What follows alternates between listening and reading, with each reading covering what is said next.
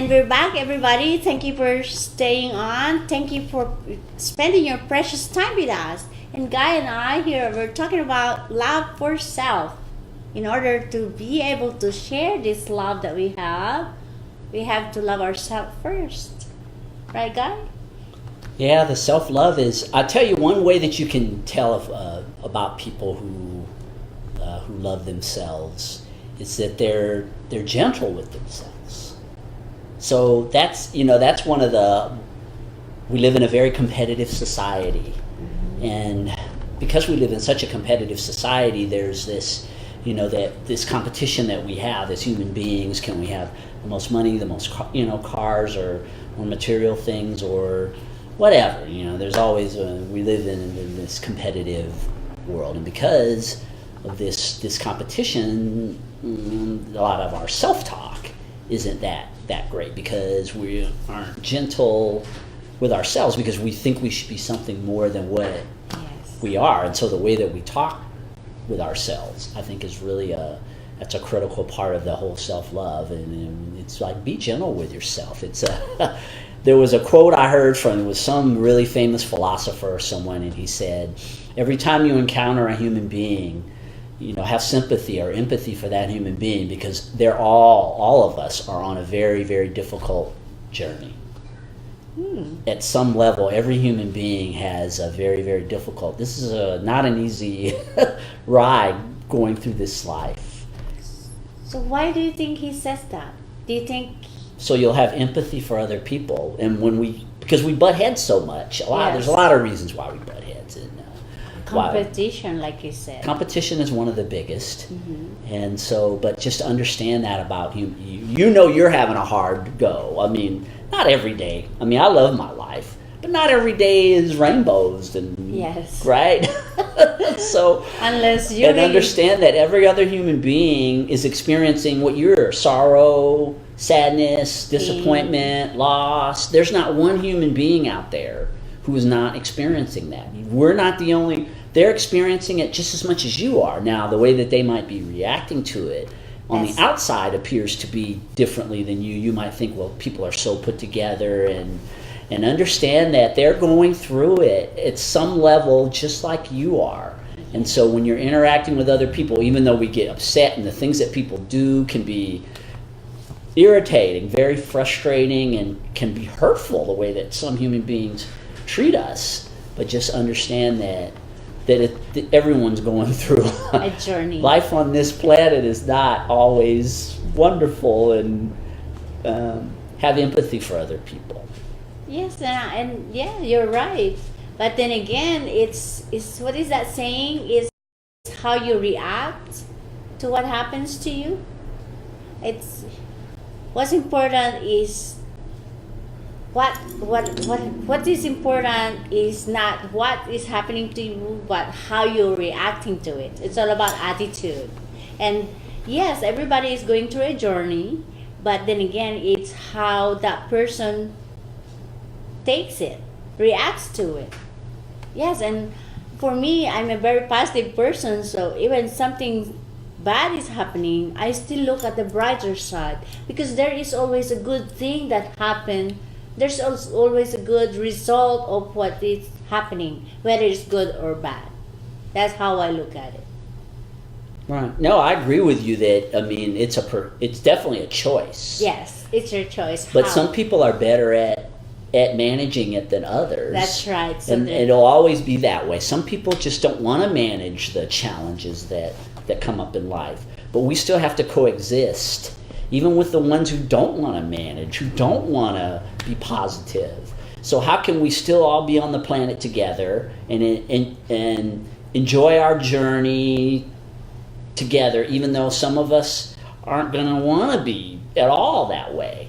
And we still have to be able to work with people we have. They're in our communities. They're everywhere. So there goes now our love in the community. How we are showing up. How we are showing love to the community.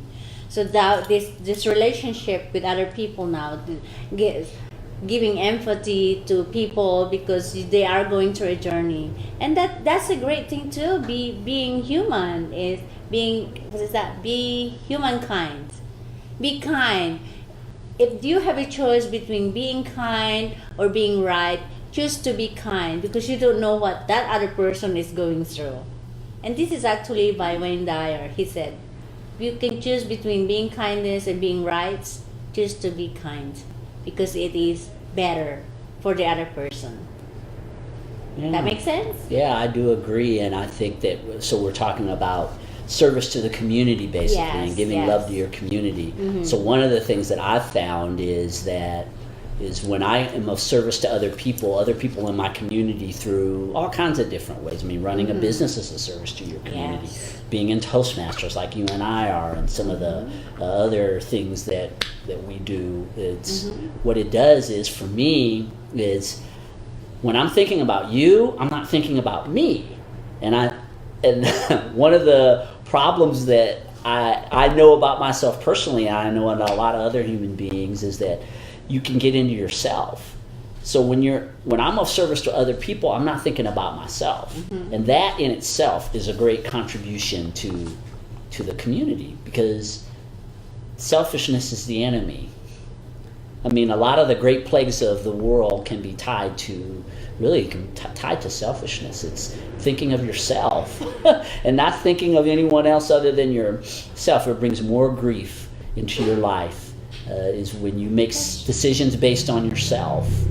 What you want or what you need, and then other people. So if the decisions that you're making are based on you and yourself, we've got over 7 billion people on the planet who are also have thoughts, dreams, and hopes, and the things that they want to do.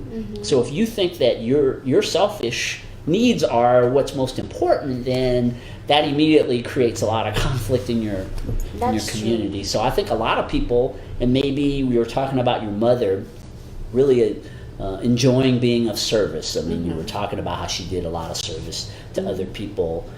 For her, that might have been her love language, was acts of service. Yes. And that was her way of feeling good. Yes. For some people, that's not their way. Contributing to the community, that's not their love language. Maybe their love language is something else. I like that love language. Yeah. Yes. Have you ever heard of the book? There's the 5 love languages. Yeah. Well, really, not really. I need to read that book. It's a wonderful. Yes, you absolutely need to read that book. Yes. Also, it was written by a man named Gary Chapman, and it's basically about love languages in relationships, where you really get a better understanding of people based on their love language. And we have.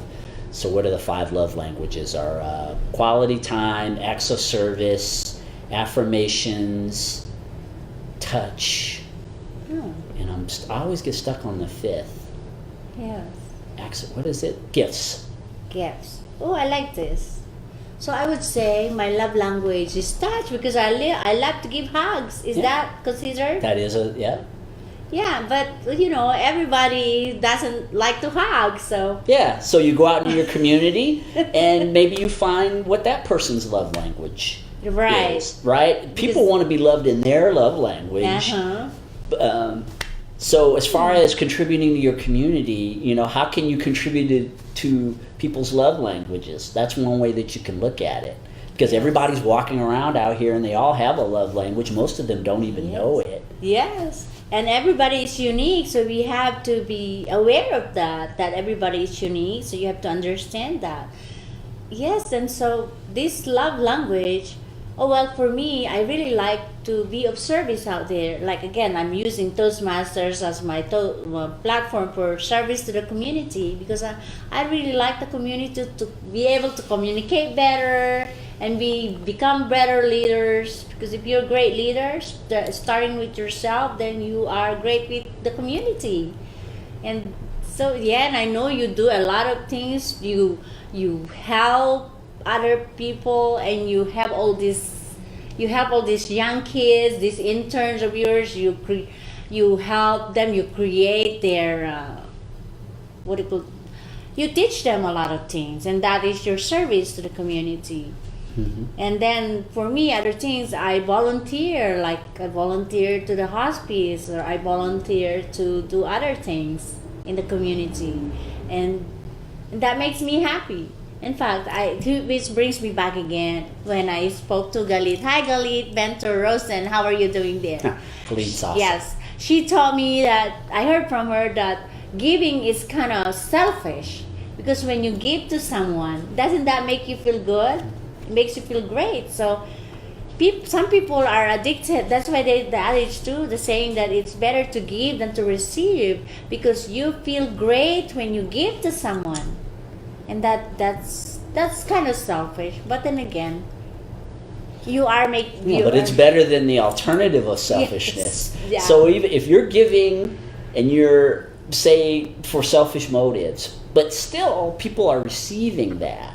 So what is the alternative? It's just being selfish and not giving anything, and then no one benefits from that. And you don't either. If you have something to give and you're selfish with it and you don't give it, you're hurting yourself and you're hurting everyone else, because there's something that you might be able to give that could be of great contribution to another person. Now you're not concerned, because all you're thinking about is yourself. So you go through life like that. And what I've found with people, and I've had my bouts with selfishness throughout. I'm 48 years old. You have these different phases in your life where it's not like I came to the world as this giving. So the more selfish you are, the more negative experiences you create in your life. It's just been mine. That's right. The more you're thinking about yourself, and people know it, they know you're selfish, and you just keep creating negative situations. And then the more negative situations that you create, the more you get frustrated that people won't cater to your selfish needs. So it just gets worse and worse and worse and worse and worse. And you just crave that self. It's as addicting as the giving. Yes, that's right. That's the world is the way it is because of some people who are greedy or just thinking about themselves. But and in order to have this harmonious community, there has to be a balance between the giving and the receiving, or the thinking of the self and the other person. Don't you agree? So there should always be a balance. Everything should be in balance in order to yin and yang. If there is a balance, so everything is in order. So you can have a certain degree of greediness, and you can have a certain degree of being giving, and that should be okay. But then again, being a good receiver is just as important as being a absolutely. good giver. That's one thing I have learned too, because here I was giving and giving and giving, and then if I need some help, I don't ask for help, so that is not receiving. So I am stuck. So it's one way. That's not balanced there. So you're giving and giving, and that you're not receiving. That's not good. And so we are towards the end of our second segment again, and we have a lot to talk about this love, giving and receiving, community, self, community, and more community. So in our next segment, we are going to talk about more on community. And we are going to talk about the business with heart that Guy and I have been working on, and everybody else out there. And thank you. Please stay on and stay tuned. We will be back. Mi amores.